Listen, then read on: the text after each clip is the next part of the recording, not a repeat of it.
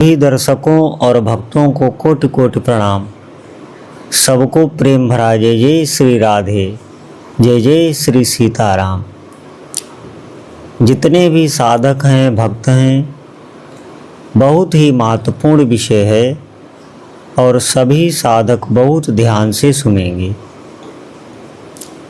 देखिए, अगर आपने भगवत कृपा से भगवान का नाम जप आरंभ किया है, आप बहुत ध्यान से सुनेंगे। भले ही आपको भगवान के नाम में कोई भी स्वाद नहीं आ रहा, लेकिन आप भगवत प्रेरणा से नाम जप में लग गए तो आप इतना समझें कि आप इसे एक कड़वी दवा की तरह लेते रहें और नियम से लेते रहें। आप निश्चित समझें, ये हमारे समस्त दुखों को मिटा देगा और स्वाद भी आने लगेगा। ऐसा नहीं है, भगवत नाम का स्वाद आपको तब पता चलेगा जब हम भगवान के नाम से विमुख होते हैं, संसार का चिंतन करते हैं, संसार की कोई बात सोच रहे होते हैं, कोई भी सांसारिक दुख जब हमें पीड़ा दे रहा होता है और उससे भागकर जब हम नाम जपने लग जाते हैं, फिर जो हम शीतलता या सुख का अनुभव करते हैं, फिर हमें पता चलता है कि जिस समय हम इस संसार का, दुखमय संसार का चिंतन कर रहे थे, कोई न कोई ऐसी बात दुख की सोच रहे थे, कोई भी ऐसी क्रिया कर रहे थे, उसके बारे में सोच रहे थे, उसमें जो हमें दुख हो रहा था, उसका जब आप अनुभव भगवान नाम जप में करेंगे तो आपको पता चलेगा कि नाम जप में कितनी शीतलता है। जैसे आप भगवत धाम में वास करते हैं, भले ही एक ही दो दिन, कुछ दिन ही वास करते हैं, उसके बाद जब आप वहाँ से जाकर अपनी भूमि पर जाते हैं, वहाँ वास करते हैं, फिर आपको पता चलता है भगवान के धाम की महिमा का। क्योंकि वहाँ आपको कुछ ही समय बाद वही संसार की पीड़ा का, भय का, शोक का अनुभव होने लगता है। जब भी आप भगवान के धाम से दूर होते हैं, तब आपको धाम की महिमा का पता चलता है।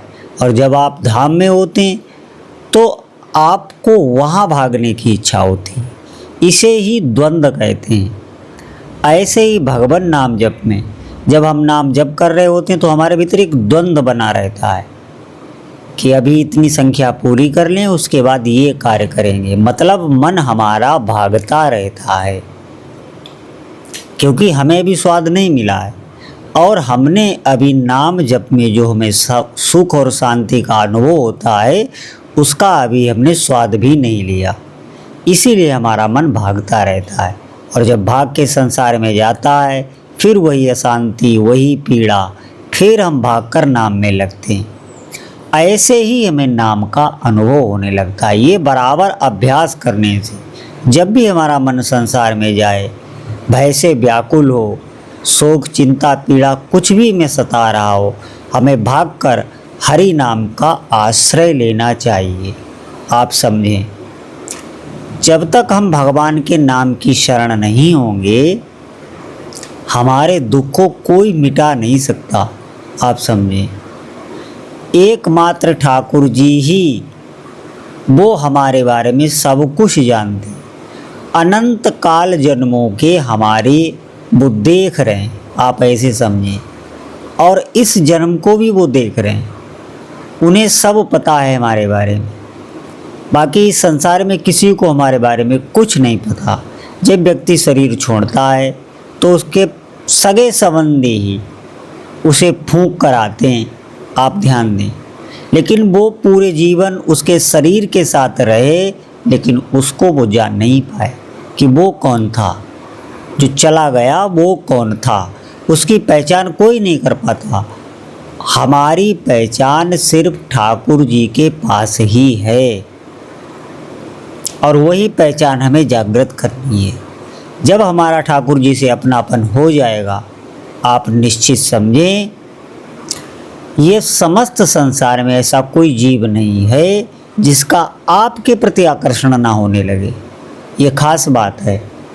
जब तक हम संसार की तरफ भागते हैं तब तक ये संसार हमसे दूर भागता है, आप ध्यान दें। और जब हम ठाकुर जी की तरफ भागने लगते हैं समस्त संसार को छोड़कर, तो ये पूरा संसार हमारी तरफ खींचने लगता है। इसीलिए बहुत ध्यान देने योग्य बात है। अब यहाँ भागने का अर्थ ये नहीं है कि हम सभी कर्तव्य कर्मों को छोड़कर, अपने सभी कार्यों को छोड़कर और एकांत में भागकर कहीं भजन करने लग जाएं। आप जैसी भी परिस्थिति में हैं, जहाँ भी हैं, वहीं ठाकुर के नाम का, उनकी लीलाओं का गान कर सकते हैं। वहीं आपको वो अनुभव देने लगे। वो हर जगह है, पूरी भूमि उन्हीं की है और यहाँ कोई नहीं है उनके सिवा। आप जहाँ भी हैं उनके नाम का आश्रय लें, शीघ्र ही शीघ्र आप देखेंगे कि आपको अनुभव होने लगा है। आप ध्यान दें, तो अगर आप एकाग्रता से जप नहीं कर पा रहे हैं, आपका मन बिल्कुल नहीं लग रहा है, तो भी आप जप ही करें, जलते हुए भी जप करें।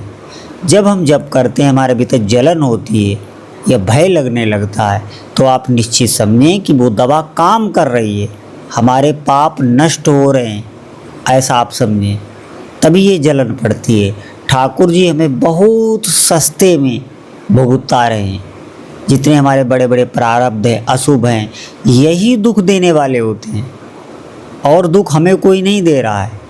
हमारे ही कर्म उसको प्रेरणा देकर, उससे कोई क्रिया कराकर हमें दुखी करते हैं। तो जितने भी साधक हैं, अगर हमें अपने कर्मों को काटना है, अगर हमें भक्ति में आगे बढ़ना है, अगर हमें सच्चे सुख की प्राप्ति करनी है, तो इसी जीवन में भगवान के नाम से जुड़ें, अधिक से अधिक भगवान के नाम का जप करें। बोलो जय जय श्री सीताराम।